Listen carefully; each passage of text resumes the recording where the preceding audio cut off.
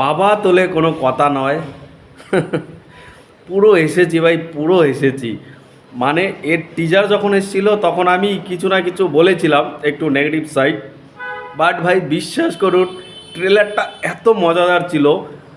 2 minute 53 সেকেন্ডের ট্রেলারটা ভাই কোথাও আপনি চোখ সরাতে পারবেন না, এত হাসি পাচ্ছে। আর বিশেষ করে রুক্মিণীর অভিনয়, সে রোবটিং অভিনয় যেটা করছে ভাই, পুরো মানে দারুণ লাগছে, দারুণ, এতটা ফান আর এত কনফিউজ ভাই। নিশা দিশা পুরো মানে ঝামেলা হয়ে যাচ্ছে। একদিকে একটা সিন রয়েছে যখন জিতের বাবাকে সম্ভবত সে গিয়ে উঠিয়ে নেয় এই রোবটটা, তারা জিৎ সেখানে বলছে বাবা তোলে কথা নয়, বাবা তোলে কোনো কথা হবে না। দারুণ লাগছে। আবার প্রথমেই আমরা জিতের সুপার বাইকটা নিয়ে এন্ট্রিটা দেখছি, সেই এন্ট্রিটা একটু দুর্বল রয়েছে, মানে যখন সে উড়ছে সেটা একটু গ্রাফিক্সে প্রবলেম রয়েছে। বাট আবার শেষে দেখবেন সুপার বাইক দিয়ে ঘরের কাজ ভেঙে যখন ঢুকে ওই জায়গাটা, ওই এন্ট্রিটা জিদ্দার এবং সুপার বাইক নিয়ে পুরো পয়সা ওসুল ভাই, পুরো পয়সা ওসুল। ওটাতে বুঝিয়ে দেয় যে কত টাকা ইনভেস্ট করে সিনেমাটা হচ্ছে, সিনেমার প্রিমিয়াম হাইপটা কী। আর ওই লুকটা, সুপারম্যানের লুকটা, একটা বাচ্চা বলছে না যে আমাদের সুপারম্যানকে চাই হ্যান ত্যান, ভাই যখন জিদ্দা এই লুকটা নিয়ে আসে সুপারম্যানের, একটু কমেডি টাইপ করা হচ্ছে বাট সেরা লাগছে, সেরা। জিদ্দার হ্যান্ডসাম লুক ভাই কী বলবো, অন্য লেভেলের। এখানে খরাজ মুখার্জি যেভাবে ডায়লগ দিচ্ছে, বিশ্বনাথ বসু, রজতাভ দত্ত, কাকে চেরে কাকে বলবো, আর ডায়লগগুলো যে লিখেছে খুব সুন্দর। কমেডি পাঞ্চ লাইনগুলো তো এরকম হওয়াই উচিত, পুরো রগড়ে দিয়েছে ভাই। আর এই ট্রেলারে কিন্তু আরও একটা গানের ঝলক দেখা গিয়েছে। জিৎ রুক্মিণী একটা বিরাট বিরাট ডান্স নাম্বার আসতে চলেছে। গানের যে মিউজিকটা, থিমটা হবে সেটাও দারুণ ছিল, এবং কিছু কিছু সিন কাট করে দেখানো হয়েছে, সেরা লেগেছে, সেরা।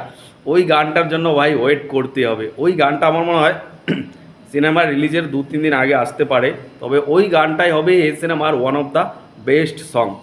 ট্রেলারটা পুরো ঝাপসিয়ে দিয়েছে, পুরো ঝলসা করে দিয়েছে। মানে সাধারণত এরকম আমরা হাসতেই ভুলে গিয়েছিলাম। সৌভিক কুণ্ডুর ডিরেকশন নিয়ে কথা উঠেছিল, আমিও বলেছিলাম, বাট সত্যি ট্রেলারে খুবই ইমপ্রেস করেছে। দুর্দান্ত একটা ট্রেলার, এরকমভাবে এত ফান মোমেন্ট নিয়ে একটা ট্রেলার, আর যেভাবে ডায়লগ ডেলিভারি হচ্ছে, মানে বুঝুন একটা জাস্ট 3 মিনিটের নিচে একটা ট্রেলারে এতটা হেসেছি।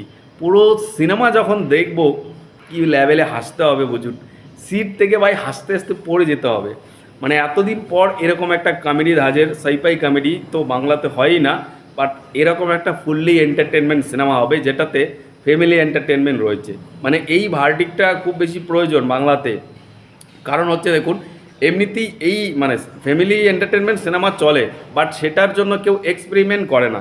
ফ্যামিলি, এই টিপিক্যাল ফ্যামিলি, এই ইমোশন, এই হ্যান নিয়ে, লাভ স্টোরি ফাভ স্টোরি ওইসব নিয়ে। কিন্তু এখানে অনেকগুলো রহস্য রয়েছে, অনেকগুলো সিড রয়েছে যেগুলো দেখতে ভালো লাগছে। আর বিশেষ করে কালার গ্রেড তো না বললেই নয়।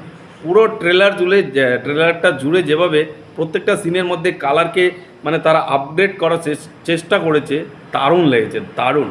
এই সিনেমা সত্যি মানে এই যে লুক অ্যান্ড ফিলটা দিয়েছে, এটা বাংলা সিনেমার লুক অ্যান্ড ফিল নয়।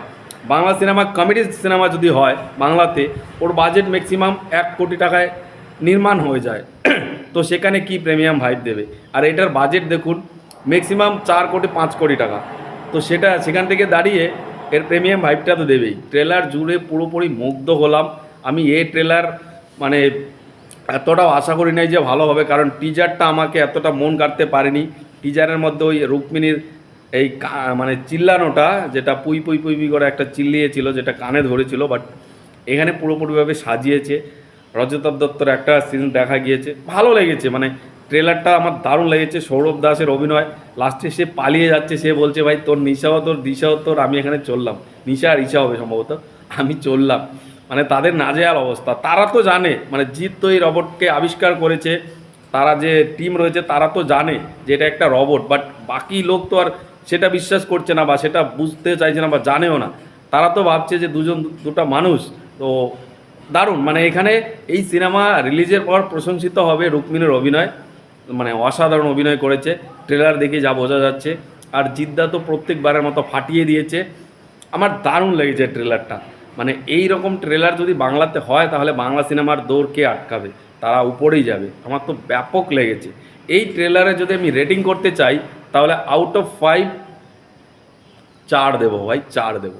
দারুণ ট্রেলার করা হয়েছে, এতটা বড় ট্রেলার করা হয়েছে যে মনে হচ্ছিল যে এত বড় ট্রেলার, যখন ডিউরেশনটা দেখেছিলাম মাঝখানে হয়তো বা বোর ফিল করব, বাট না, ট্রেলারটা দেখে কোথাও এরকম কোনো রকম সিচুয়েশন আসেনি যেটা থেকে আমি মানে বন্ধ করে দেবো ট্রেলারটা আর দেখবো না, ওরকম কিছু ব্যাপার না।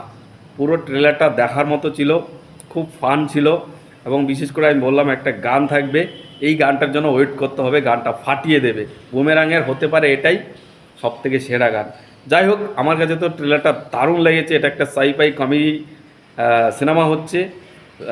বাকি তো সিনেমা দেখেই বোঝা যাবে। আর আপনাদের কি মনে হয় কমেন্টে জানান। আরও একটা কথা বলে রাখি, অনেকে বলবেন দাদা রিভিউ কমেন্টে অনেকেই তো এই ট্রেলার লঞ্চে গিয়েছে, তো আপনি জান নাই, আপনাকে ইনভাইট করে নাই নাকি?